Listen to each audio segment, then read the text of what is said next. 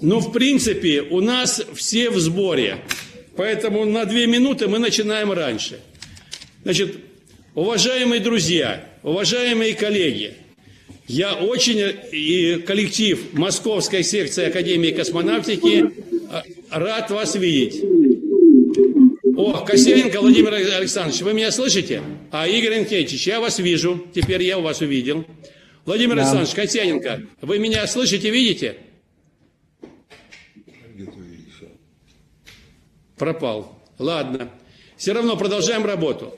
Ну, естественно, значит, наше наилучшее приветствие, прежде всего, космодрому Восточный, который, так сказать, всем в таком большом составе вышел и находится на экране нашем, так сказать.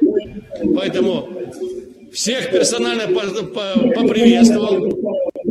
Ольга Владимировна, вам еще привет, так сказать, да, и наилучшие пожелания. Вот. Значит, уважаемые друзья, я прошу вас всех отключить микрофоны, потому что шум большой. Вот послушайте сначала нас. Космодром Восточный, отключите микрофон. Вот, послушайте нас. Первое, так сказать, отключили, чтобы не было фона. Итак, мы приступаем к нашей работе. Значит, во-первых, я всех еще раз поздравляю с наступающим нашим космическим праздником.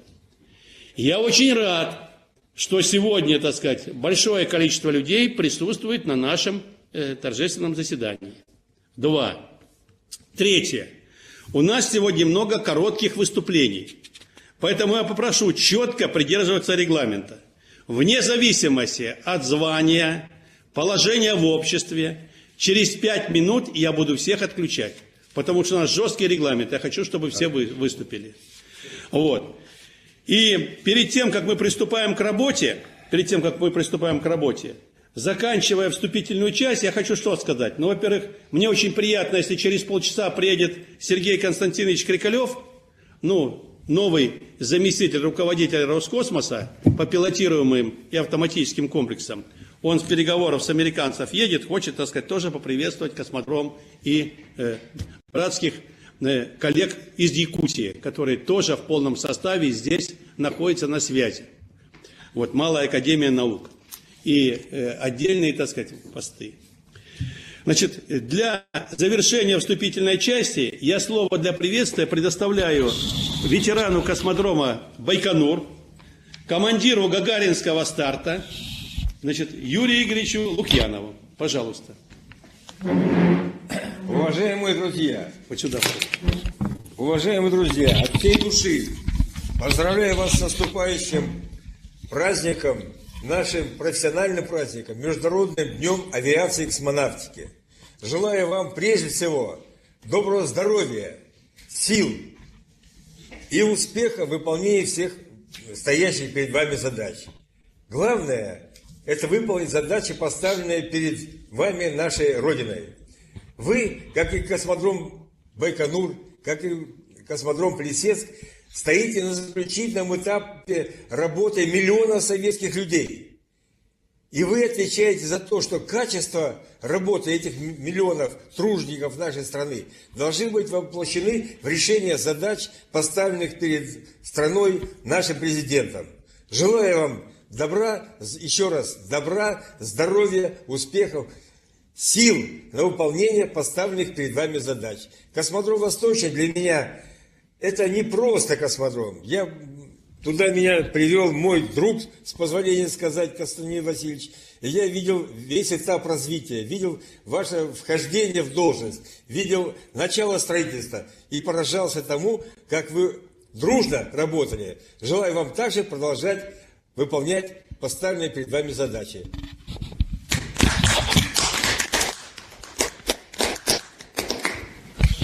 Уважаемые друзья, перед тем, как я перейду к короткому выступлению 10-минутному, я объясню, почему я такую, так сказать, тему, так сказать, выбрал на сегодняшнее заседание.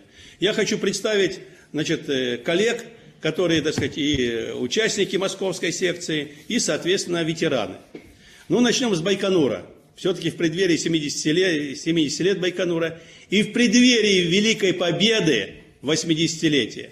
Не зря слово было предоставлено для приветствия Юрию Игоревичу, который видел войну в малолетстве, который ощутил на себе, так сказать, на своем теле малолетнем, так сказать, руку и ногу оккупанта, вот, и который достойнейшим образом 7 лет в должности командира Гагаринского старта пережил и триумф, и, конечно, тяжелые дни 1983 года, когда, вы знаете, мало об этом пишут, когда был пожар на пилотируемом, когда спасли космонавтов. Вот. Значит, также я хочу представить здесь, значит, и прошу, когда буду представлять, приподниматься. Значит, участника боевого расчета Бурана энергии, ветерана космодрома Байконура, Лесникова Александра Яковлевича. Вот. Прошу садиться. Также я хочу представить ветерана космодрома Плесецк и последующим, так сказать, человек, который служил на этой легендарной площадке 43-й, на которой произошла трагедия 18 марта. Это Манушин Василий Иванович. Садитесь, пожалуйста. Я хочу представить также, всем известную Саргалану Егоровну, вы знаете, так сказать, неутомимую труженицу и активного деятеля. Значит, Николая Николаевича Кахно, значит, знаете коллегу, когда был главой администрации Плесецка, Циолковского, заговариваюсь. Владимира Вильича Верле, ветерана космодрома Плесецк и, соответственно, уже ветерана космодрома Восточный, можно назвать, и Дениса Алексеевича Какарова, начальника отдела. Спасибо. Итак, значит, я теперь вкратце хочу пройти по истории создания космодрома Восточный. Почему оно актуально? К сожалению, значит, не совсем хорошо относятся у нас в матушке Руси к нашим ветеранам, которые должны быть обласканы, облизаны, и действительно о них должны помнить, начиная от школьника и кончая престарелого человека. Поэтому короткий вам рассказ, не просто рассказ, а показ, я хочу освежить историю создания космодрома Восточный. Итак, пожалуйста, слайды.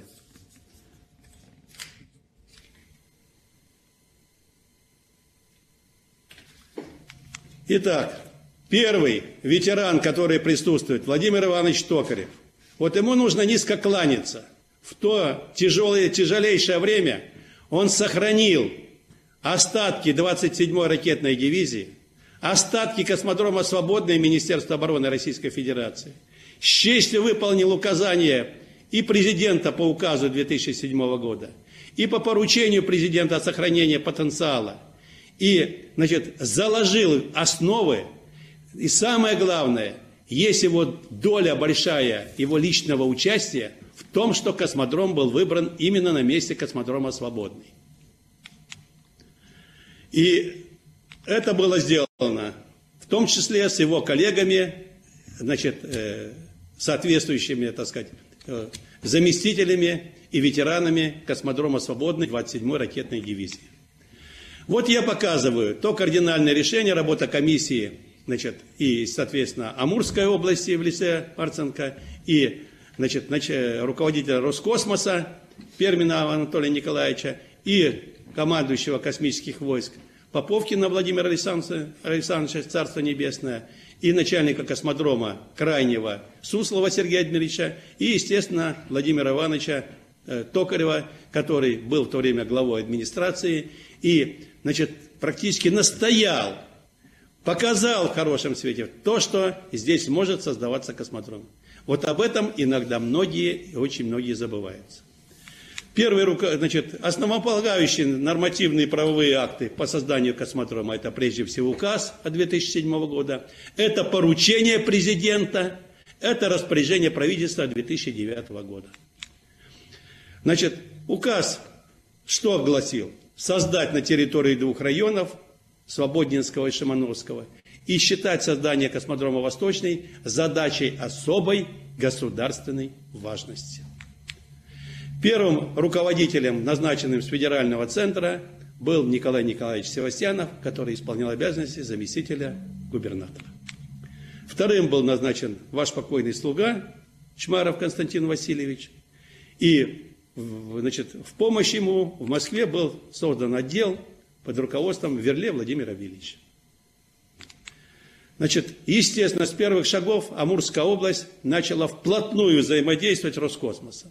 Вот это всем известная МАКС, аэрокосмическая выставка.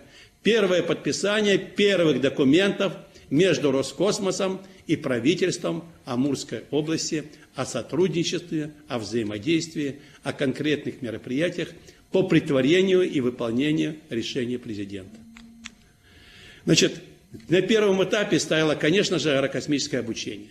Но где на Дальнем Востоке вообще не было такой специальности. И вот, пожалуйста, с левой стороны ректор Челябинского, значит, университета, так называемый ЮрГУ, Южноуральский государственный университет. Значит, дальше идет Куприков, проректор, МАИ. Дальше Елена Степановна, значит, АМГУ, ректор. И, соответственно, ваш покорный слуга. Это вот работа комиссии, когда мы смогли найти то компромиссное решение, как обучать студентов. Вот. Что именно Фурсенко был категорически против открытия филиала, создали так называемую совместную форму подготовки, 2,5 года в АМГУ и остальные специализации и получение диплома в ЮрГУ, соответственно, и в МАИ. Разворачиваются работы по проектированию, по изысканиям. И вот одна из первых работ комиссии, значит, в отремонтированном помещении Владимиром Ивановичем в КДЦ, когда был там ГДО, гарнизонный дом офицеров, вот, первые наши проектировщики. Ну, куда же без товарища Пастернака? Он везде, так сказать, он один из первых. Значит, и первые соисполнители работ, амурчане, и Ивкин, так сказать, и всем известный, так сказать, Кантор, так сказать, и другие товарищи. Значит, так называемый кол, который Владимир Иванович бережно берег, так сказать, определили место, так сказать, старта будущего. И первые, так сказать, люди, которые с Роскосмоса занимались этим вопросом. Изыскания продолжаются, значит, и, как я говорил, так сказать, получение специальности едут специалисты с Роскосмоса. И Сергей Константинович, и, значит, Андрей Борисович Воронин, и другие специалисты, Шаргин Юрий Георгиевич. Значит. Ну, естественно, эпохальным главным событием было 10-й год, 28 августа, когда прибывает председатель правительства, собирает совещание и принимается кардинальные решения по космодрому. И самое главное, Анатолий Николаевич Перминов втихаря, в отличие от министров, вопреки позиции Кудрина, подписывает первые деньги на развертывание строительно-монтажных работ. Естественно, беседа с губернатором в отремонтированном помещении Владимиром Ивановичем в ГДО, вот, постановка задач. И, естественно, бурное обсуждение после этого совещаний. И первая постановка задач уже руководителям Роскосмоса, значит, людям, которые находятся здесь. И мне, и Владимиру Ивановичу, и вот рядом Аброскин, руководитель спецстроя. Начинаются, кроме этого, соответствующие, так сказать, работы, и организуются круглые столы, чтобы приезжали специалисты, вот, со всех сторон, обменивались мнениями, как, с чего начать, как строить, какие вопросы решать нужно, как взаимодействовать. И с удовольствием приезжают все, значит, люди. Создается первый макет, Дмитрий Александрович, значит, здесь, ну, первый макет Владимир Александрович мне скажет, он другой был макет, я согласен. Ну, назовем его второй макет, но официальный, который Роскосмосом уже был передан правительству Амурской области. Дмитрий Александрович потрудился на славу по этому макету.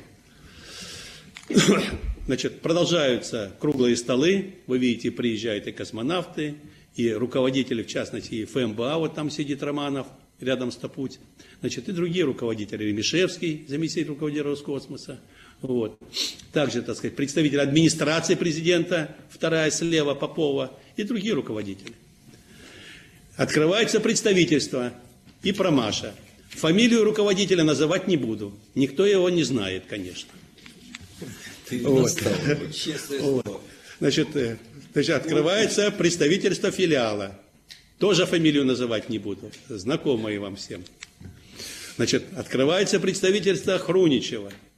Руководитель, раз он уехал с космодрома, Александр Николаевич Кравченко. Сейчас другой руководитель рядом с вами сидит. Владимир Николаевич Шматко, значит, руководит давно, достойно ЦСКБ, значит, решает серьезнейшие задачи. Ну и, естественно, также, так сказать, и дирекция во главе со Скляровым и с другими руководителями работает и на местности, и везде. Работы в полный рост. Также Лавочкина, представитель тараканов. Также открывается МЧС, представительство Чигирь Алексей Викторович до сих пор руководит достойно. И, соответственно, РКС. Вот. Также продолжается общественная работа. Впервые в истории России проводится космический конвент на территории Углегорска в то время еще. Вот. Владимиру Ивановичу особенно нравилось слово «модератор», «конвент». Он просто восхищался, какие новые, так сказать, пришли креативные, так сказать, мысли. Вот. Ну и, соответственно, приезжает в правительство руководители всех мастей. Вот здесь, так сказать, и известный ветеран, который выступал с приветствием.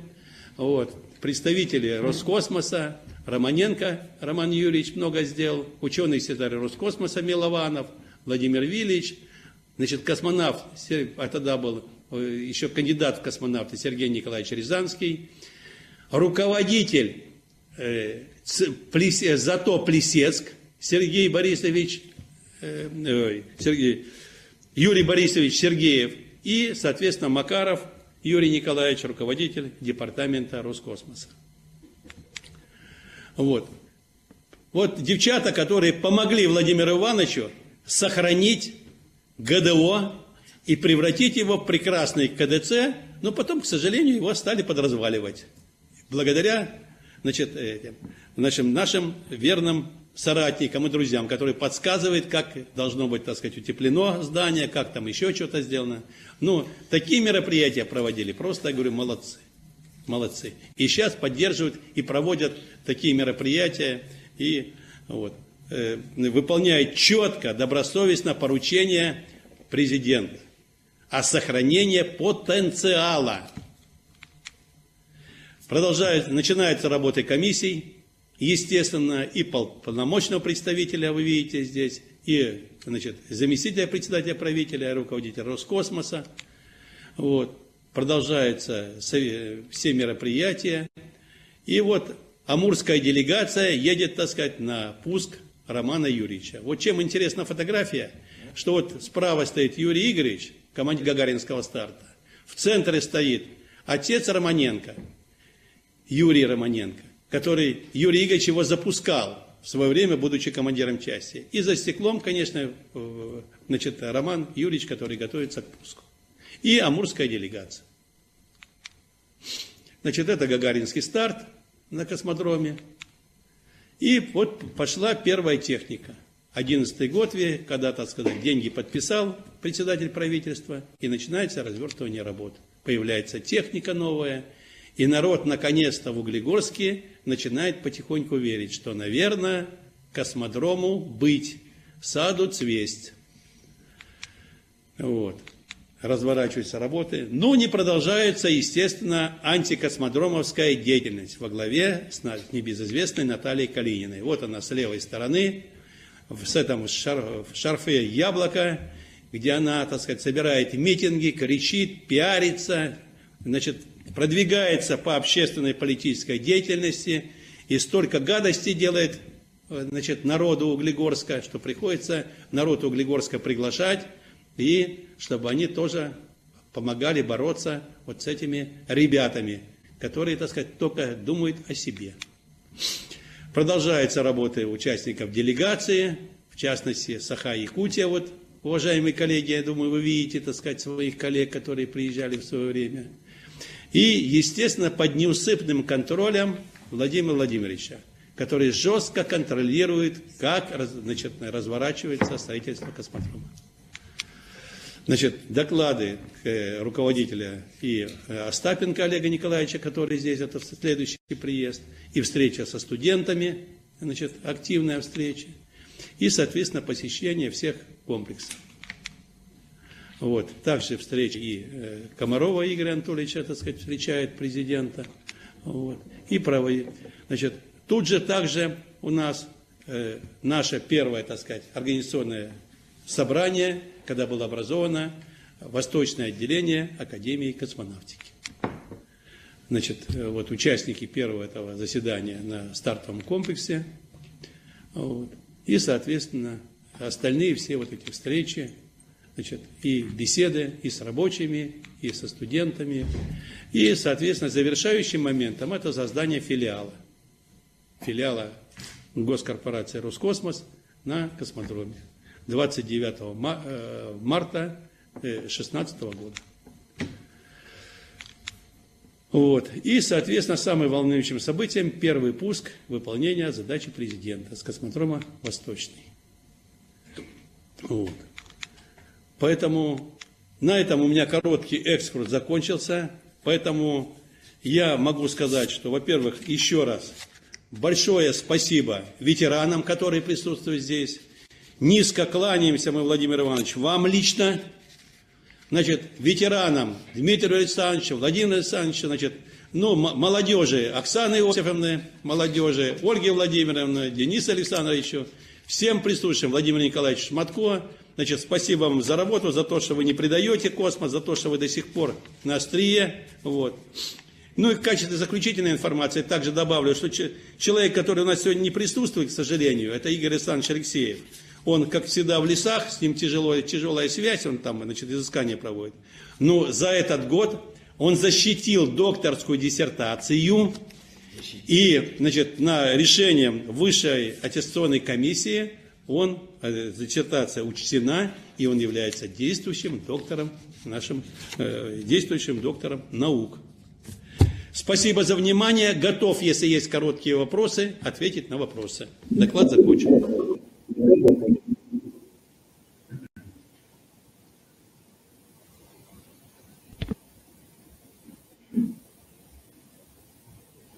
Выступлению. Итак, в связи с тем, что у нас, как я сказал, проходит, значит, наше совещание под флагом 70-летия Байконура, то, естественно, следующие два выступающих, это Юрий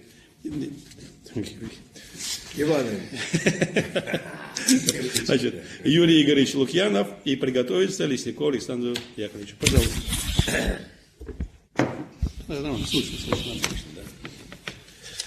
Уважаемые друзья, вы все люди интеллигентные и грамотные. И историю космодрома Байконур и развитие нашей ракетно-космической отрасли вы, конечно, хорошо знаете. Но я вчера полистал некоторые страницы и вспомнил, и даже мне стало очень интересно, что мне поручили вот такое выступление. Поэтому я с удовольствием напомню отдельные вехи создания ракетно-космической отрасли, нашей космонавтики. Еще в начале 50-х годов в ответ на атомный шантаж Соединенных Штатов Америки Советский Союз был вынужден самым решительным образом мобилизовать все свои ресурсы на разработку ракетно-ядерного оружия, на создание надежных средств доставки имеющихся к тому времени атомных боеприпасов до вероятного противника. Эту работу по решению правительства было поручено возглавить Митрофану Ивановичу Неделину. Это координировать разработку и внедрение средств в вооруженных силах, которые занимались бы вот данным вопросом. Сергей Павлович Королев при поддержке Неделина взялся за разработку смелого и довольно необычного проекта межконтинентальной баллистической ракеты с дальностью полета от 8 до 12 тысяч километров. Это казалось в ту пору фантастикой. Для испытания новой ракеты и последующих межконтинентальных баллистических ракет нужен был, естественно, космодром. И на Неделина была возложена ответственность за его создание. В 1954 году было принято решение в 1954 году о создании научно-испытательного полигона для запуска межконтинентальных баллистических ракет и спутников. 20 мая 1954 года постановлением Совета министров СССР было принято решение проведения рекогносцировочных работ по посадке сооружений и объектов полигона. Эта работа была возложена на начальника полигона Капустин Яр генерала-лейтенанта Вознюка. который занялся этой работой, и комиссия при выборе места посадки нового полигона ставила перед ней задача. Из 3 вероятных районов, это Северный Кавказ, Поволжье и Казахстан, был выбран Казахстан. При рассмотрении Казахстана из 3 вероятных районов был выбран район разъезда Тюратам. Это недалеко к Зывардинской области. 12 января 1955 года, вот я просто обращу внимание вот на даты, да, вот насколько они сжаты, то есть от принятия решения о проведении работ и до пуска. Я сам вчера так, с наслаждением пытался считать эти месяцы и годы, сколько было потрачено на создание вот данного проекта.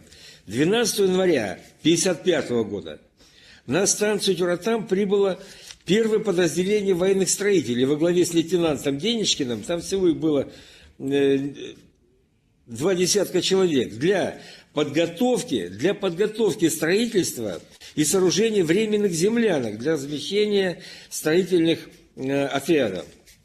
12 февраля 1955 года постановлением Совета министров СССР было принято решение о создании полигона по испытаниям МБР. 10 марта 1955 года директивой Генерального штаба Советской армии создана организационная группа по разработке оргштатной структуры полигона. 15 марта 1955 года начальником полигона был назначен Нестеренко, только в марте 1955 года. Март-апрель 1955 года на полигон прибывают первые 2 военно-строительных отряда и 12 человек руководителей, 2 отряда это примерно 300 человек для проведения, для подготовки места, опять-таки для прибытия основных сил. 10 апреля прибывает на полигон начальник строительства полковник Шубников. Он еще полковником был. Минута последняя остается. Хорошо. 5 мая 1955 года закладка первого барака будущего города Байконур. 2 июня 1955 года директивой Генштаба определена оргштатная структура полигона.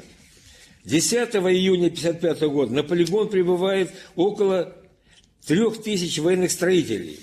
22 июня 1955 года уложен первый кубометр бетона в автодорогу от станции Тюратам до строительства будущего старта номер 1.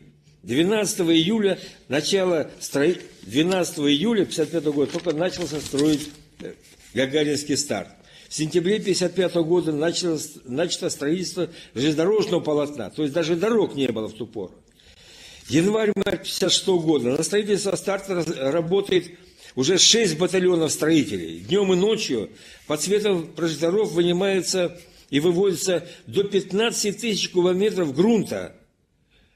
Я знаю, какой техникой работали вы строили, и какая техника работала там. Мы об этом немножко попозже поговорим. А всего предстояло вынуть более 1 миллиона кубометров грунта. 5 октября 1956 года завершается строительство бетонной дороги до площадки 2.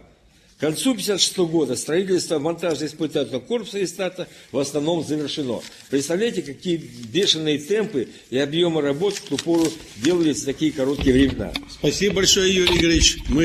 Я кончаю одним маленьким дополнением. Уважаемые друзья, есть такой очень хороший фильм, который создали мои друзья Голованов и Смирнов Борис. Называется «Причал Вселенной». Если вы из интернета достанете этот фильм и еще раз его посмотрите, а там он озвучен родовым, вы знаете, у нормальных людей нервы не выдерживают. Вот настолько это все сильно это хочет. И, конечно, мне можно было бы и не говорить. А вот если вы этот фильм посмотрите, вы вспомните меня и поймете, какие колоссальные работы были сделаны. Это мы говорим только о Гагаринском старте. А войсковая часть, и уже, если продолжать эту хронологию, 15 мая 1957 года. Уже был первый запуск ракеты. Спасибо. В 1956 году было сделано, и уже полетела ракета. Спасибо. Неудача, но полетела. Спасибо. Значит, переходим к следующему участнику Байконура. Это, соответственно, Александр Яковлевич Лесников. Я скажу, что на Байконуре очень много героических программ, очень много. И Союз Аполлон, и, естественно, пилотируемый запуск, это вообще, так сказать, просто в мире, так сказать, необходимо. И спутник, то, что слово появилось наше отечественное, русское, в мировом языке, спутник. Но Буран-энергия особая статья. И вот я покажу участника, значит, Александр Яковлевич Лесников. Прошел солдатскую службу, прошел гражданский вуз, не закончил, и закончил Можайки. И молодым лейтенантом с таким уже определенным опытом появляется на Байконуре. И, естественно, значит, сразу же, значит, на острие проблем, сразу, так сказать, отношения чуть ли не с главными конструкторами. Поэтому, конечно же, так сказать, он сейчас в двух словах расскажет немножко и о этой программе. Александр Яковлевич, тут все слышно, поэтому сюда... Не, нормально. Да. Все хорошо. Нормально.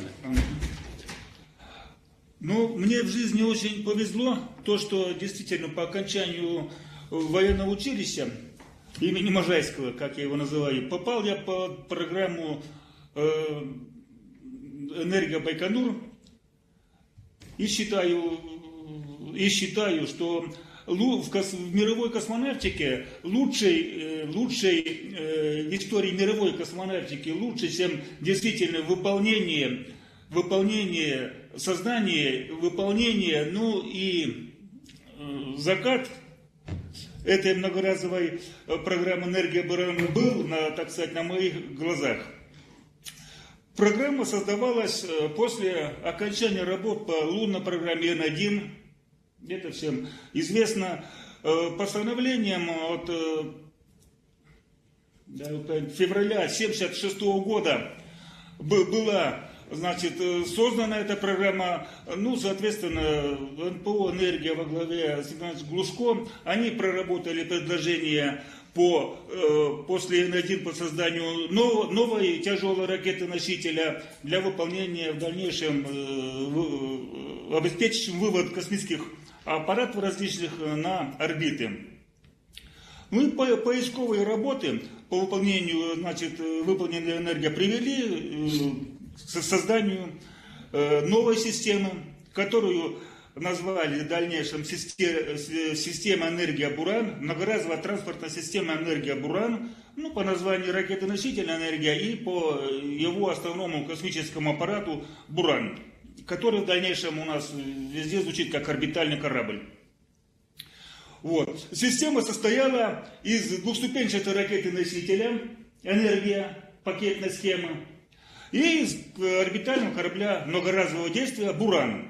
Вот такая скрепка, она, значит, позволяла выводить на низкие орбиты размещенную внутри «Бурана», значит, груза до 30 тонн и возврата на орбиту груза до 20 тонн. Это в грузовом отсеке самого орбитального корабля. Ну, задачи самого орбитального корабля являлись те же, что и, в принципе, любого космического аппарата. Это доставка объектов на орбиту, их обслуживание, доставка элементов, либо модулей для различных космических, для сборки на орбите крупногабаритных сооружений, радиотелескопов, антенных систем разных. Вот. Освоение оборудования, технологий космического производства. Ну и доставка продукции и возврат на Землю неисправных или выработавших свой ресурс спутников.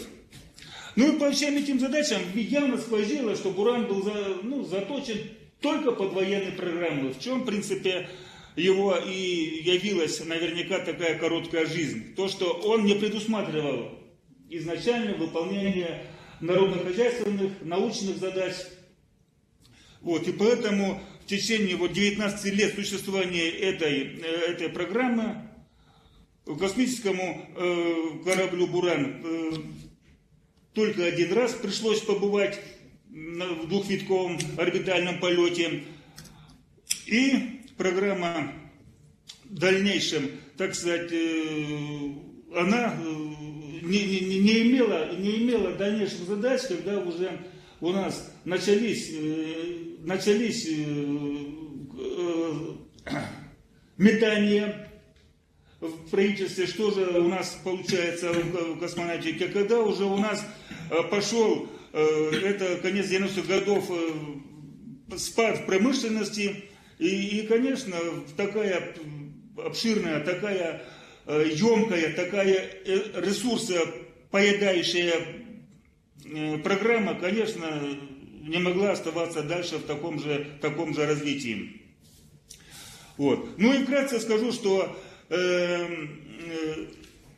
летные испытания были поручены 6-му научно-исследовательскому управлению во главе генерал-майором Гудилиным, в составе которой, вот в данном случае, я проходил службу в одной из войсковых частей, которые были сформированы под эту программу войсковой части 08-325. Это как раз часть по эксплуатации технического комплекса орбитального корабля. Вот. И в принципе, вот мы один раз, участвуя в подготовке Бурана к полету, вот, я не знаю, сколько за все испытания, потому что отдельно испытывалась ракета-носитель, отдельно Буран, отдельно некоторые составные части. Вот, было за вот, нашу подготовку 2 случая, которые могли привести вообще к остановке этой программы, то есть возврату самолета обратно на завод. Вот, и тем самым уже наверняка в соответствии с ситуацией, развивающейся в нашей стране, уже бы наверняка этого исторического пуска не состоялось. Поэтому испытание, что на технической позиции Бурана, что на стартовом комплексе уже при подготовке к запуску энергии. Последняя минута. Стояли на самом, так сказать, таком моменте критическом. Ну и скажу, что первый и последний старт был назначен на 29 октября 1988 года, но на 2 недели по техническим причинам перенесен был и произошел 15 ноября 1988 года. Наша победа и наше, так сказать, окончание этой многоразовой транспортной системы «Энергия Буран». В 1991 году было принято решение вывести программу «Буран» из военной программы.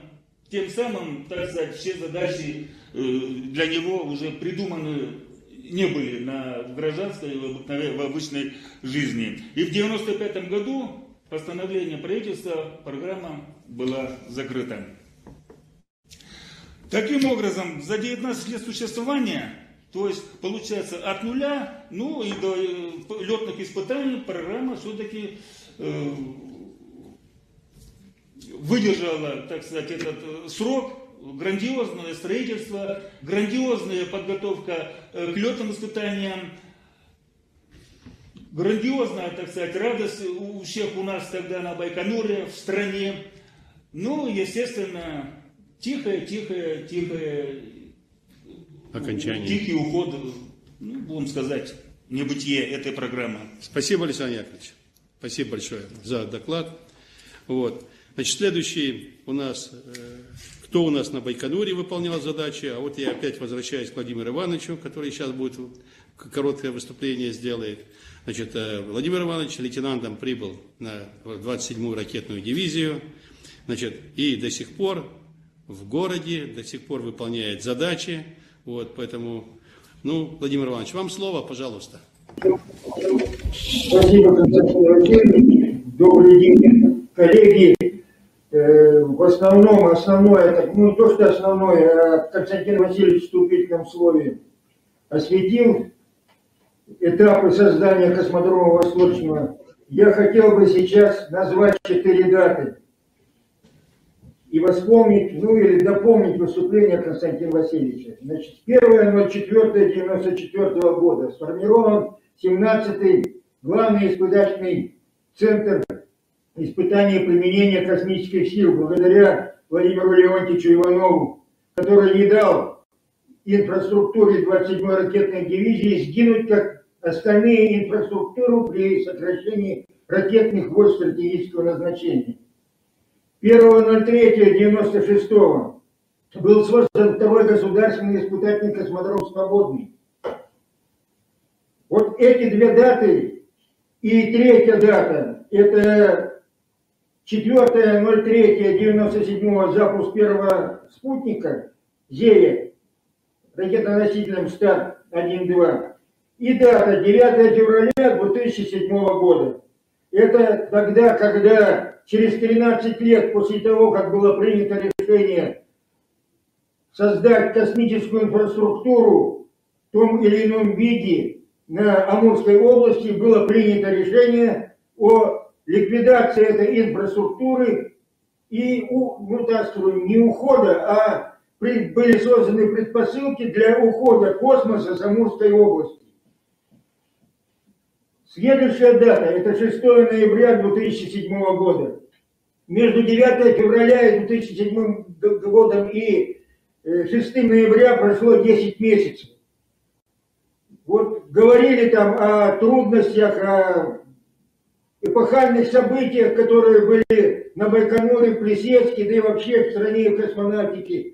За 10 месяцев люди, должностные лица Амурской области, я их перечислю сейчас, может кого-то забуду, но пусть они меня простят, добились того, чтобы космос с Амурской земли, с Дальнего Востока, ну, скорее всего, с Амурской земли, потому что на Дальнем Востоке был космос, не ушел конкретно из Углегорска. Кто это такие товарищи? Их почти нигде никто не упоминает. Есть упоминание у Константина Васильевича, но я попытаюсь назвать эти фамилии. Камиль Шамилевич Шаймиев, полпред президента Российской Федерации на Дальнем Востоке. Его заместитель Марченко Виктор Васильевич, до этого был замгубернатора Амурской области. Помощник полпреда Крупнов Юрий Васильевич. Здесь, в Амурской области, большую поддержку и огромную работу провел замгубернатора Амурской области, начальник департамента экономического развития Александр Владимирович, если не изменяет память, Гордеев. Его подчиненный Александр Спартакович Суслов, которые приняли огромное участие и, как говорится, приняли и положили кто-то даже и свое здоровье на то, чтобы 6 ноября 2007 года был подписан указ о создании космодрома «Восточный». Единственное, раз уж собрались мы здесь, в заключении скажу, хочу лично и от всего нашего городка, зато Углегорск, выразить огромную благодарность специалистам Байконура, специалистам Плесецка, которые привели на Амурскую землю космос и показали и доказали, что космос здесь должен быть вечно. Спасибо вам большое. Доклад закончен. Спасибо большое, Владимир Иванович. Как всегда, четко, коротко и организованно. Я просто тут немножко отвлекся. Сергей Константинович позвонил, Крикалев, выезжает с Бережков, поэтому должен в течение получаса подъехать. Вот, спасибо вам, Владимир Иванович. Значит, держите знамя крепко и никому не отдавайте его, а то пытаются вырвать. Следующее выступление у нас тоже ветерану космодрома Матвеевичу Дмитрию Александровичу. Пожалуйста, Дмитрий Александрович. Про Ангару расскажите нам, пожалуйста. Значит, да. Завтра будет ровно год с первого пуска ракеты-носителя «Ангара» с космодрома «Восточный». Именно с этого пуска было положено начало летно-конструкторских испытаний космического ракетного комплекса «Амур» на космодроме «Восточный», как нового этапа российской космонавтики. Именно этот комплекс «Амур», создаваемый на космодроме «Восточный» с возможностью использования всей линейки ракет-носителя «Ангара», стал новым научно-техническим центром Российской Федерации, дающего возможность обеспечения запусков космических аппаратов всех типов и назначений выполнение пилотируемых программ и программы по созданию российской орбитальной станции. Ангара закладывалась в 1993 году, когда распался СССР. Байконур оказался в другой стране. Для запуска спутников по программам Министерства обороны остался только один полигон Плесецк. «Семерка» не могла выводить необходимые по массе спутники на высокие орбиты. Возникла необходимость создания комплекса ракетоносителя тяжелого класса, все элементы которого изготавливались бы на российских комплектующих и на российских производственных базах. А пуски осуществлялись с космодромов, расположенных на территории страны, в том числе запуски на геостационарные орбиты. Поэтому изначально тяжелая ракета разрабатывалась на замену протону и энергии, используемых на космодроме Байконур, и предназначались для обеспечения независимого гарантированного доступа в космос при пусках с российской территории. Новые стартовые комплексы, построенные для Ангары на космодромах Плесецк и Восточный, как раз дают такой доступ к любой геополитической обстановке. Ангара – первое семейство современных экологически чистых ракет-носителей, созданное в России после 1991 года на базе только отечественных компонентов с использованием передовых технологий. Это не адаптация или доработка существующего носителя, это совершенно новый комплекс, построенный по новым принципам, с новой динамической схемой и оснащенной высокосовершенной гибкой системой управления. При создании КРК использовались наработки из других космических проектов, в частности энергии Буран. В качестве заказчика комплекса выступает Министерство обороны и госкорпорация Роскосмос. Головным предприятием, ответственным за разработку, стал Государственный космический научно-производственный центр имени Хруничева. Серийный выпуск семейства ракет-носителей, разработанных Хруничева, налажен в Омском производственном объединении «Полет», который является филиалом центра Хруничева. Ракета космического назначения Ангара-1 легкого класса впервые стартовала с космодрома Плесецк 9 июля 2014 года. С тех пор с северного космодрома в интересах Министерства обороны было осуществлено 8 пусков ракет «Ангара» в составе 5 легких ракет и 3 тяжелых «Ангара-А5». Космический ракетный комплекс «Ангара» создается в составе унифицированного ряда ракета легкого и тяжелого класса и будет способен выводить практически весь спектр полезных нагрузок в широком диапазоне высот и наклонения орбит. КРК «Ангара» является уникальным комплексом и имеет ряд особенностей и преимуществ. Главной конструктивной особенностью ракет-носителя «Ангара» является ее модульность. Ракета собирается из универсальных ракетных модулей «Урмов», словно из конструктора. Это позволит готовить ракеты, показатель грузоподъемности которых будет оптимальным для нужд конкретной миссии. В результате создаваемая «Ангара» может занять почти весь российский рынок космических запусков, создав на основе модульности единую замену для большинства существующих типов ракет-носителей, созданных в СССР. Например, «Ангара-5» и «Ангара-7» вместо «Протона», «Ангара-3» вместо «Зенита», который собирался на Украине, «Ангара-1» и «2» вместо «Циклона» и «Космоса», которые также собирались на Украине. Следующее преимущество – это экологичность. На смену горючему на основе гептила приходит топливо из кислорода и керосина.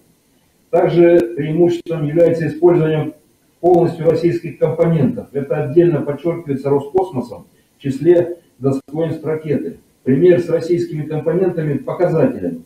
«Ангара» дает работу множеству производственных предприятий. При этом даже когда работа над программой буксовала, она была важна для сохранения кадров и конструкторского потенциала. При изготовлении «Ангары» используется множество невидимых простым глазом улучшений. Например, наш отечественный секрет – это фрикционная сварка, которая пришла на замену аргонной дуговой. Сварка происходит трением с перемешиванием, которое за счет сильного трения при сварке металл, из которого состоит ракета, становится похожим на пластилин и прочно сваривается. Разработчики при этом отмечают, что у них получилось без потери прочности уменьшить толщину свариваемых кромок.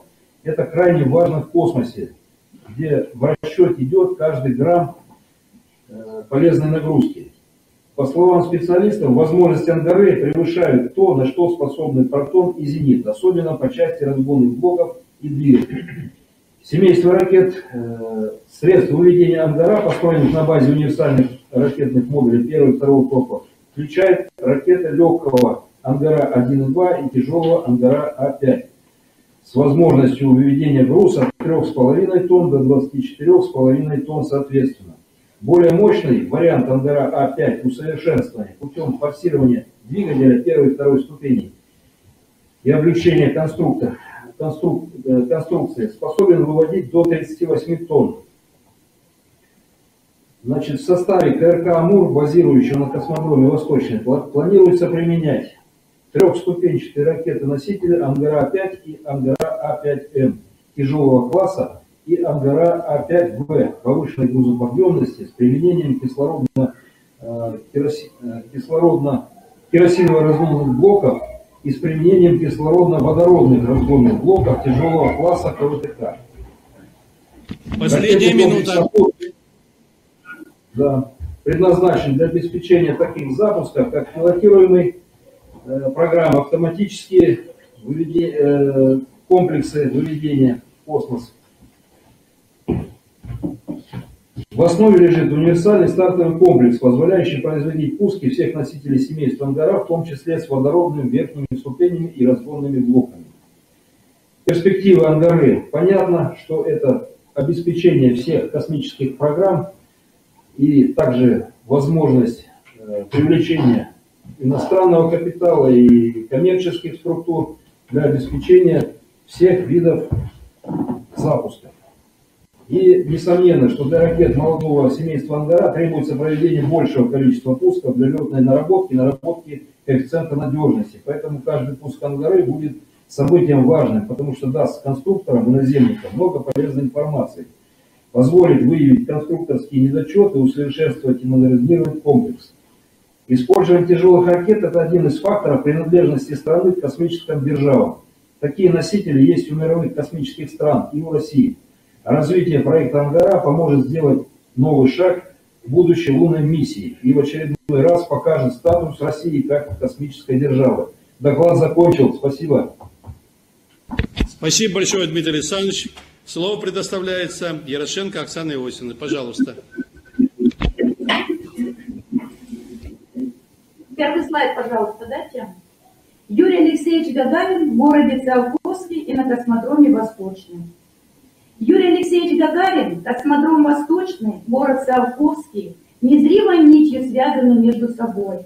9 марта мы отмечаем знаменательную дату в космических кругах – день рождения человека, который, рискуя своей жизнью, проложил дорогу в космос. Впервые в истории Дальнего Востока в марте 2011 года в Златоуглегорск и в городе Благовещенске под учредительством правительства Амурской области был проведен первый Всероссийский космический инновационный конвент, посвященный 50-летию полета Юрия Алексеевича Гагарина. Это было определенное поэтапное мероприятие, которое подводило промежуточные итоги большой работы летчиков-космонавтов Российской Федерации на территории Амурской области. Приезжая в наш город или на космодром, люди чувствуют дыхание Гагарина. В городском парке находится бюст, выполненный московским скульптором Владимиром Ильичем Усовым. Инициатором создания бюста Гагарину выступил заместитель председателя правительства Амурской области, министр по строительству космодрома «Восточный» Константин Васильевич Чмаров. Установлен бюст 28 октября 2011 года в честь 50-летия образования города и первого полета человека в космос. Две значимые даты вошли в историю города. Теперь традиционно рядом с бюстом начинаются все мероприятия, связанные с космосом. 9 марта – день рождения Гагарина, 12 апреля – день космонавтики, 4 октября – начало космической эры. 12 апреля 2016 года город посетили летчики-космонавты Алексей Архипович Леонов и Валентина Владимировна Терешкова. Алексей Архипович в своем выступлении отметил, что лучшего созданного бюста он нигде не видел. С Средства для данного бюста были собраны гражданами города, и теперь он является визитной карточкой для гостей. В новом микрорайоне Звездный решением жителей города названа улица в честь Юрия Алексеевича.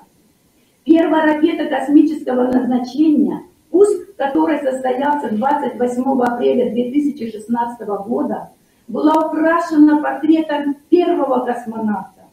Гагарин открыл дорогу в космос из космодрома «Восточный». Уже стала традицией начинать ежегодные космофесты, где собирается талантливая молодежь в городе Циолковский и на космодроме «Восточный» с возложения цветов к бюсту. Приезжают продолжатели дела Юрия Алексеевича Гагарина, летчики-космонавты. С первых дней создания космодрома на Амурской земле значительный вклад в дело популяризации достижения отечественной космонавтики, привлечение на космодром «Восточный» молодых ученых и специалистов, обсуждение вопросов развития космодрома «Восточный» и других аспектов ракетно-космической отрасли России внесли летчики-космонавты. Летчик-космонавт СССР и Российской Федерации Крикалев Сергей Константинович. Летчик-космонавт Российской Федерации Шавгин Юрий Георгиевич. Летчик-космонавт Российской Федерации Романенко Роман Юрьевич. Космонавт-исследователь Российской Федерации Рязанский Сергей Николаевич. А также традиционно отдают дань этому человеку ребята, приезжающие на космодром по программе «Большая перемена». На территории города в целях патриотического воспитания проходят гагаринские сборы, на которых школьники показывают свои спортивные достижения, военную выправку. День рождения этого человека в нашем городе знают все, от мала до велика. Еще начиная с детского сада, ребятам рассказывают о великом подвиге русского гражданина. Он сказал «поехали», он взмахнул рукой, словно вдоль по Питерской пронесся над землей. Библиотеки и музеи культурно-досугового центра «Восток» ежегодно проходят выставки и беседы, посвященные развитию космонавтики. И, конечно же, без имени Юрия Алексеевича не обходится ни одно мероприятие. На техническом комплексе космодрома открыт памятник Гагарину. Ежедневно он встречает сотрудников космодрома своей знаменитой улыбкой. Есть лавочка, на которой сидит Юрий Гагарин и Сергей Королев. Как здорово, что можно прикоснуться к истории первого человека, космонавта на космодроме «Восточный», Юрия Алексеевича Гагарина. Ведь Циолковский – город будущего. Константин Васильевич, доклад закончен.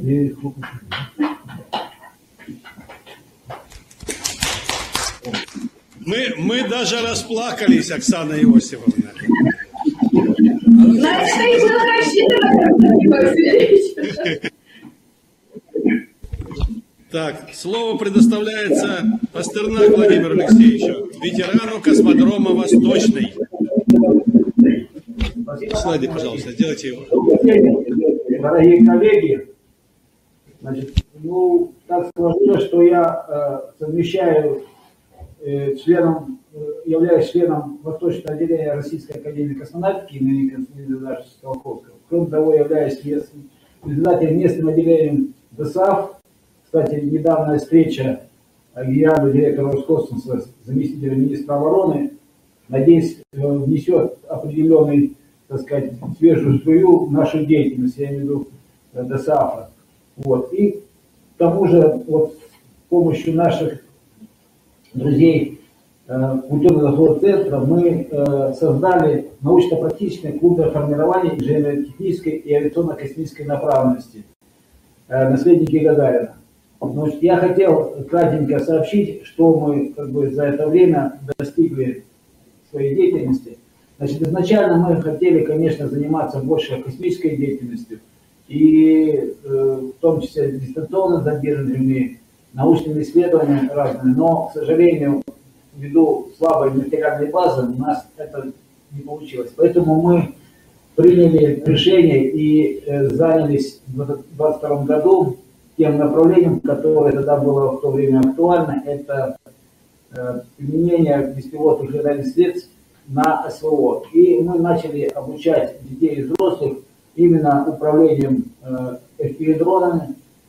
Что я хочу сказать, что, ну, несмотря на то, что, конечно, у нас записано где-то 21 ребенок, плюс 9 взрослых, к сожалению, посещаемость из-за плотного графика работы школы, ну там всяких сложностей, к сожалению, желает лучше. Но тем не менее, наши ребята принимали участие и в официальных соревнованиях, которые проходили на базе Центра беспилотных компетенций города Белогорска. Ну и мы достигли неплохих результатов, несмотря на то, что мы начали заниматься на 3 года позже, чем наши коллеги в Белогорске. Тем не менее, наши ребята достигли неплохих результатов. Это первое. Второе, что я хочу сказать, что надо отдать должное, значит, предприятие ракетно-космической промышленности, в частности, предприятие Круничева, нам очень сильно помогло, закупив для нас специально компьютеры, которые мы используем для обучения в качестве симуляторов. Плюс, значит, администрация дала деньги, купили оборудование, купили микрокоптеры, тоже очень хорошее подспорье. Плюс потом, значит, вмешался Роскосмос, и нам дали деньги, которые мы купили, будем говорить, современное оборудование, которое позволит сейчас нам выступать в очень таком престижном классе, именно дронов, гонки дронов, участвовать в соревнованиях. Вот хочу доложить, что 26 числа мы едем на соревнования, везу небольшую группу из 2 парней, которые будут выступать, защищать честь нашего клуба в Тамбовке, на аэродроме Тамбовке. Значит, что я хочу еще сказать, что вот несмотря на все трудности, мы стараемся сейчас детям дать все то, что, ну, как бы современная тенденция развития беспилотных летательных аппаратов. В частности, мы зацикливаемся не только на именно FPV-дронах, как, ну, их применением и спортивным направлением, но и стараемся им сейчас дать именно коммерческие дроны, те, которые могут использовать для аэрофотосъемки, для мониторинга. Но хочу сказать, что, к сожалению, нас еще подводит, конечно, слабость элементной базы, не элементной базы, а именно производственной базы.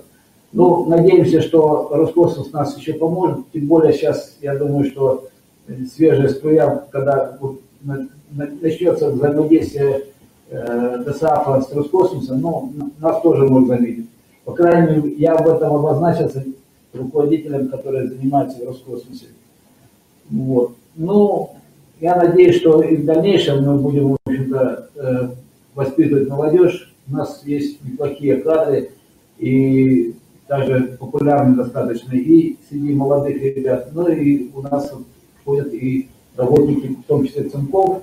Но довольно неплохие результаты показывают. Мы надеемся, что мы в дальнейшем будем защищать честь нашего ЗАТО, ну, честь нашей, в общем-то, клубного формирования. Доклад закончил, Константин Алексеевич. Спасибо большое, Владимир Алексеевич, за состоятельный доклад. Спасибо за то, что вы работаете с молодежью. Это просто прекрасно. Это большое дело. Слово предоставляется Кахно Николаю Николаевичу. Слышно отсюда. Все, отлично. Еще раз всех приветствую, уважаемые друзья, уважаемые коллеги. Вопрос, касаемый администрации на космодроме Восточный, это обеспечение комфортным проживанием работников космодрома и их семей, неразрывно связано с работой администрации города Циолковске. В этот перечень входит обеспечение жильем и временным проживанием работников космодрома, входящих в состав госкорпорации Роскосмос, а также строителей, комфортное времяпрепровождение с организацией досуга, обеспечение дошкольного и школьного образования детей, поддержание всей гражданской инфраструктуры города Циолковске. Администрация города совместно с Министерством имущества Российской Федерации в интересах госкорпорации Космодрома была проведена огромная работа по увеличению территории ЗАТО. куда полностью вошел космодром с необходимой территорией безопасности. Отметить можно то, что территория ЗАТО с 3 соседних районов было присоединено достаточно большое количество территории, и увеличение 6500 квадратных гектар до 117. Достаточно большая территория, практически Москва. За последние годы построены и введены в эксплуатацию жилые дома в микрорайоне Звездный, современный детский садик, котельная на 90 мегаватт, новые очистные сооружения, лечебные корпуса, здания администрации. Достроен спортивный комплекс, который героически, повторюсь, начат стройкой Владимиром Ивановичем Токаревым, и большой труд был внесен в начало строительства и грамотное решение. Проведен косметический капитальный ремонт старого жилого фонда, детских садов, школы, облагорожен парк возле культурно-досугового центра. Отремонтированы и запущены в использование все заброшенные и полузаброшенные здания на территории бывшего Углегорска, ныне города Циолковский. В свое время была согласована с госкорпорацией Роскосмос и правительством Российской Федерации федеральная целевая программа, в рамках которой были запланированы мероприятия по строительству еще одной школы в новом микрорайоне, закрыта ледовой арены, дворца молодежи, рынка, банно-прачечного комплекса, структуры «Безопасный город» и многое-многое другое. Объем федеральной целевой программы разрабатывался на 10 лет и под собой подразумевал финансирование в бюджете порядка 54 миллиардов. На сегодняшний день, к сожалению, этот вопрос как-то приостановлен. В свою очередь, думал, будут представители администрации, но в ближайшее время встречусь с главой ЗАТО, это вот Зенина Марина Васильевна будет здесь на территории города Москвы, в продвижении перспективных проектов, касаемых гражданской инфраструктуры в городе Циолковске. При необходимости отстаивать интересы как в коридорах власти в Москве, так и в профильных министерствах. Усилить продвижение ранее намеченных и запланированных мероприятий. Активно готов поучаствовать в создании новой федеральной целевой программы или внесении в нее корректировок и дальнейшее развитие и процветание города Циолковский, космодрома Восточный. Ну и на финише своего доклада хотел бы в преддверии замечательного праздника поздравить всех присутствующих, пожелать дальнейшего развития и процветания космодрома Восточный вместе с городом Циолковский, всем комфортного проживания, только прекрасных пусков, успехов во всех положительных начинаниях, созидания и отличного настроения на праздник и в повседневной жизни. Праздником, друзья. Спасибо большое, Николай Николаевич. Да. Слово предоставляется Саргилане Егоровне, неутомимому труженику и патриоту Республики Якутия, хоть и проживает в Москве. То же самое, сумасшедшее время, энергию тратит на работу с детьми, и у нее интересные еще проекты. То же самое она сейчас расскажет о своем проекте, которым является автором, исполнителем, и уже сколько лет, и столько дел сделано, Пожалуйста, Саргилане Егоровна. Сюда говорите. Добрый день, уважаемые коллеги. Очень рада вас всех видеть. И хочу вам представить наш проект. Собственно говоря, многие, которые здесь сидят, они имеют непосредственное, принимали участие в этом проекте. Сейчас Константин Васильевич, огромная ему благодарность, Оксана Иосифовна, потому что благодаря вашей поддержке мы смогли сдвинуть этот такой замечательный проект. Проект «Старт Космос» разработан на кафедре рекламы связи с общественностью в высокотехнологических отраслях Института иностранных языков Московского авиационного института совместно с Амгинским лицеем имени академика Керенского Республики Саха-Якутия при поддержке главы Республики Саха-Якутия Айсен Сергеевича Николаева и постоянного представительства Республики Саха-Якутия. Программа охватывает обучающихся 8-11 классов разных школ республик Саха-Якутия городов и также сети президентских школ первого президента Республики Саха-Якутия. Проект «Старт Космос» – это программа целевой подготовки и профориентационной деятельности по направлению авиакосмической и технической специальности, популяризация авиации, космонавтики, воспитание патриотизма, любви к России, желания служить Родине. Наш проект существует с 2018 года, в этом году нам исполняется уже 6 лет, и за этот период, значит, у нас очень много проведено интересных мероприятий. В частности, 36 участников побывали у нас, победителей и призеров Олимпиады «Старт Космос», в Звездном городке в Центре подготовки космонавтов на образовательной программе, на космодроме «Восточный» и в каникулярной школе при Амгинском лицее. Основное мероприятие – это ежегодная республиканская олимпиада «Старт Космос», которая у нас проводится в 2 этапа, муниципальный этап и республиканский. В этом году за право быть обладателями, стать призерами, поехать на космодром «Восточный» и Звездный городок боролись 833 ребенка. 100 из них попали на республиканский уровень, собственно говоря, вот и сейчас они, значит, формируют сейчас у нас списки на вот эти 2 интересные образовательные программы. Так, заела. Значит, в 2019 году мы провели профильную смену на базе лагеря ЮНАИС.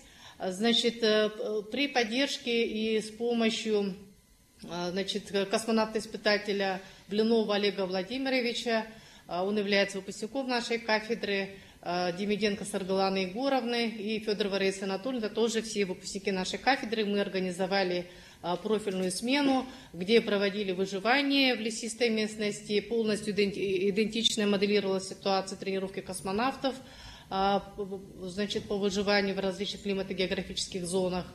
Значит, были профильные занятия, значит, и детей мы возили на техническую площадку, непосредственно ознакомление, значит, с летными вертолетами, с летной техникой, значит, авиакомпании «Полярные авиалинии», да, ну вот такая была интересная программа. Также ежегодно проводится летний дневной лагерь «Старт Космос». Поездка в 2019 году ознаменовалась тем, что наши школьники, они вступили в военно-армейский отряд воздушно-космических сил. Это был первый отряд, который мы назвали именем Валерия Быковского. Это первый космонавт, который был в Якутии, значит, который, значит, непосредственно первый отряд и принимал присягу Романенко Роман Юрьевич. Также ребята побывали, значит, в Московском авиационном институте, в Звездном городке и в постоянном представительстве, где мы сейчас с вами находимся, на Николаевских учениях. Вот фотографии нашего первого президента, который, собственно говоря, является основоположником, идеологом нашего вот этого большого проекта. В 2021 году наши ребята поехали на космодром «Восточный», где побывали на старте ракетоносителя. Вот интересные кадры, значит, с площадки. В 23-м у нас ездили, тоже была интересная программа. Побывали, значит, на открытой площадке музея, значит, космонавтики, где у нас Касьяненко Владимир Александрович возглавляет его музей. Дети были очень довольны, очень, значит, много интересных у них было впечатлений и так далее. В 23-м году, значит, ребята приезжали, значит, в Звездный городок Московской области. В 23-м году мы уже включили в положение об Олимпиаде, добавляли дополнительные баллы, значит, юноармейцам. Поэтому здесь мы упор сделали на юноармейцев воздушно-космических сил. Вот кадры из поездки. Значит, ребята побывали на различных тренажерах в Центре подготовки космонавтов, побывали в клубе «Авиатор», значит, на летных тренажерах у них была очень интересная программа, были в музее космонавтики на ВДНХ, в парке «Патриот» были. Вот. И в 2024 году, вот вы уже видите, юноармейцы, они, значит, представляли очень достойно свои отряды, призеры, победители Олимпиады, они приехали в Звездный городок. Также такая была интересная образовательная программа. Также они побывали, значит, в летной школе «Авиатор», были в Центральном офицерском клубе воздушно-космических сил Министерства обороны Российской Федерации. Собственно говоря, эти отряды являются отрядом Центра военно-патриотического воспитания, значит, данного учреждения. И также проводились николаевские чтения.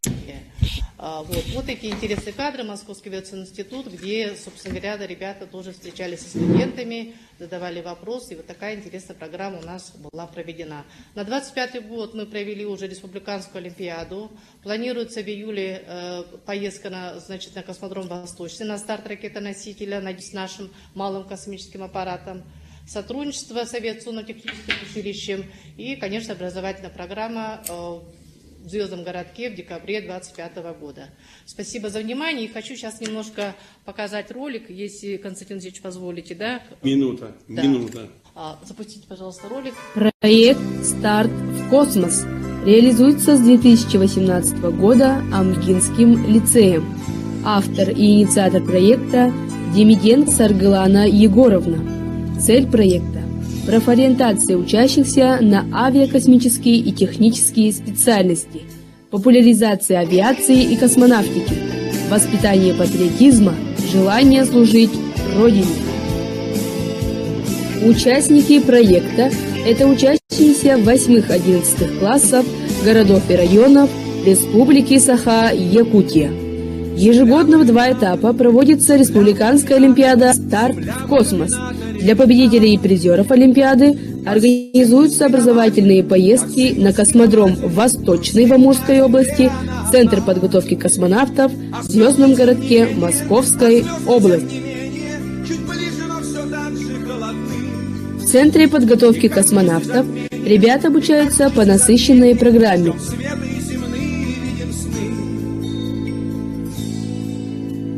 И снится нам не рокот космодрома, не эта ледяная синева, а снится нам трава у дома,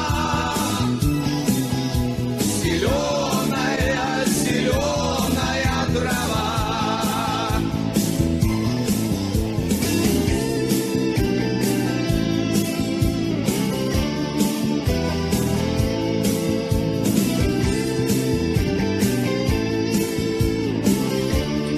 Поездки включают в себя и другие интересные мероприятия. Ребята посещают Центральный офицерский клуб воздушно-космических сил Министерства обороны Российской Федерации, Центр управления полетами госкорпорации «Роскосмос», знаменитый Московский авиационный институт МАИ, демоцентр концерна «Алмаз-Антей». В летной школе «Авиатор» ребята знакомятся с основами авиации, с практикой на авиатренажерах, созданных на базе настоящих кабин реактивных самолетов, выполняют упражнения на координацию движений и вестибулярный аппарат. В программе поездки также участие в николаевских чтениях и другие интересные мероприятия. Всего с 2018 года в проекте приняло участие 1910 учащихся из разных уголков нашей республики. Приглашаем ребят, интересующихся авиакосмическими и техническими специальностями, принять активное участие в Олимпиаде «Старт в космос».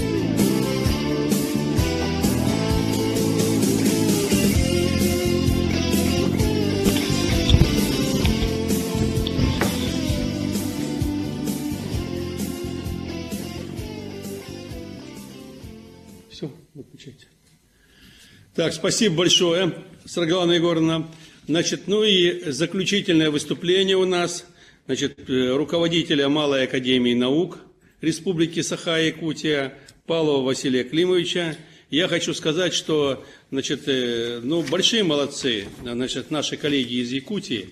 Во-первых, я надеюсь, что вот этот долгожданный, значит, космический аппарат, который делается руками молодежи, главный конструктор, который, так сказать, еще студентом является.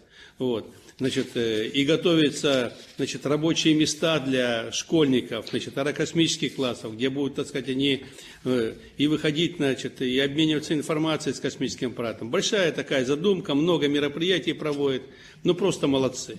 Поэтому, Василий Климович, значит, пожалуйста, вам слово, расскажите, посвятите, так сказать, свои вопросы, проблемы и планы, так сказать, на чем вы занимаетесь. Уважаемый Константин Васильевич, спасибо большое. Да, поздравляю всех с наступающим праздником, нашим замечательным, да, Днем космонавтики. И самое важное, да, кстати, то, что мы очень любим космос, да, и интересуемся им. Благодаря этому уже мы с 2013 года, наша академия, она предназначена для детей, которые проявляют повышенный интерес к науке и занимаются различными интересными проектами, да, в том числе инженерными. И мы проводим каждый год сейчас интересную такую профильную смену, которая называется «Космомания», в которой участвуют дети со всех частей нашей республики, со всех районов. И здесь вот сидит команда, которая как раз этот проект осуществляет. Тимур Илларионов, Зуев Дмитрий и, значит, Макаров Андрей, Артем, да, Царев Илья, Яна Шумилина. И у нас это все идет как раз в сотрудничестве с очень хорошим вот как раз университетом замечательным, техническим, технологическим, сибирским, государственным технологическим университетом имени академика Решетнева. Да? Университет Решетнева, да. Значит, и цель наша, да, конкретно, это сделать очень интересные проекты, связанные с изготовлением, дизайном, с полезной нагрузкой кубсатов, которые, надеемся, у нас полетят. И как раз вот про то, какое состояние у нас спутника, расскажет Тимур Андреевич. Да, вот мы подготовили полезную нагрузку от малого космического аппарата класса CubeSat-1U, и он уже, как с осени прошлого года, был передан на интеграцию в компанию Sputniks и уже находится на первомаковых испытаниях, то есть он уже прошел все испытания, ожидает интеграции непосредственно с самим ракетоносителем. Насколько я сейчас знаю и помню, запуск у нас ориентирован на вот, 2-3 квартал 2025 года, если не было переносов, конечно. Конец июля пока, да. Конец июля, да. Очень ждем, да, чтобы это все произошло. Это будет самым большим событием в истории нашей республики, потому что впервые у нас будет свой малый космический аппарат из Якутии, да, так сказать, собранный руками наших, значит, юных исследователей. И благодаря вашей помощи, Константин Васильевич, надеюсь, со всем миром, да, так сказать, мы сможем отправить наш малый космический аппарат. Спасибо большое. У вас все? Молодцы. Все. Значит, краткость, сестра таланта. Значит, значит, большое спасибо уважаемым друзьям, уважаемым коллегам. Вот все те мероприятия, о которых мы сегодня говорили, все они проводятся под флагом Российской академии космонавтики. Это общественная организация, общественно-научная организация. Поэтому я выражаю большую признательность. Во-первых, значит, то, что мы немножко освежились.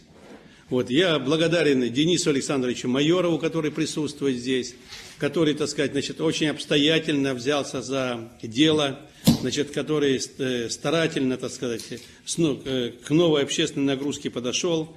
Вот, навел порядок, так сказать, в нашей численности. Мы даже не знали, сколько нас в восточном отделении. Навел порядок, и я думаю, так сказать, я не буду сегодня в честь праздника высвечивать, так сказать, кто еще не сдал взносы. Но эту тему, так сказать, по взносам мы ее закончим. Вот. 16 числа пленум, значит, на который меня приглашают, Российская академия космонавтики, Бармин проводит. Вот. Я надеюсь, вот за буквально эту и следующую неделю, так сказать, эти взносы поступят, не такие большие, вот, но это показывает активность. Никого мы держать или приглашать, или просить не будем. Чисто общественная работа. Желаешь, пожалуйста, работай, приноси пользу, так сказать, общайся с коллегами, вот, и, соответственно, выполняй свой функционал. Не желаешь, какие-то трудности есть, ради Бога, так сказать, позвонил, если нужно, написал, так сказать, все, так сказать, сюда, пожалуйста, никого не держим. Вот. Но я очень признателен вот коллегам, которые так старательно выполняют, так старательно, так сказать, занимаются этим вопросом. Вот. Значит, тут Сергей Константинович Крикалев прибыл, но его, так сказать, это Постпредство Якутии арестовало и до сих пор с кабинета не выпускают, так сказать. Поэтому я хотел, чтобы мы его поздравили, во-первых, с назначением на должность, так чтобы он вас поздравил. Ну вот, у нас регламент подходит к завершению, а никак, так сказать, я уже послал второго гонца, чтобы его, так сказать, эвакуировали из кабинета, но никак не получается. Вот, поэтому я от него пока передаю наилучшие пожелания. Вот. Это тоже энтузиаст, вот. Это государев человек, который, значит, несмотря ни на какие там эти чиновничьи, так сказать, эти переделки, так сказать, вот, как говорят Козьма Прутков, зрит в корень и добивается своей, так сказать, это вот, правоты, и именно, так сказать, чтобы правда была, значит, воспринята на самом высоком государственном уровне.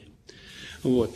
Значит, я прошу в завершении нашего сегодняшнего заседания еще раз посмотреть планы, значит, каждой секции, вот, секции, так сказать, и Якутии, секции, значит, Московской, согласовать эти планы, чтобы мы к 16 числу тоже могли утвердить план работы нашей восточного отделения Российской академии космонавтики, так сказать, и продолжить взаимодействовать, и продолжить, так сказать, выполнять, значит, задачи.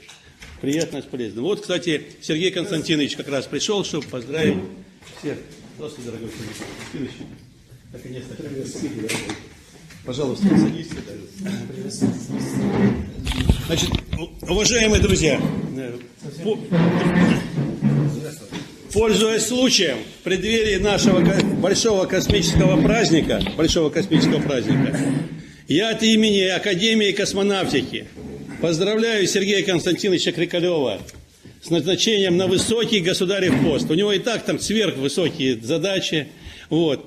И сейчас он даже на переднем фланге борьбы или дружбы с американскими товарищами, коллегами, нашими друзьями. Ну и, как обычно в России принято, у нас заключительная часть, а мы переходим к вступительной части. Слово предоставляется Сергею Константиновичу. Все, нормально. Значит, Академия наук Якутии, космодром Восточный и все.